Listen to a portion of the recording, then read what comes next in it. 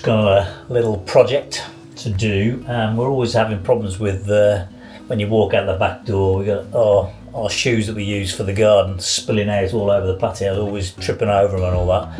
So I've got a piece of off-cut wood from all the pergola that I created. So I'm just going to cut that to size, and then I've managed to find these brackets online from Amazon. I'll put the link in the description. They're quite cheap. There was 4 of them for I think it was about less than £5 or £6 anyway.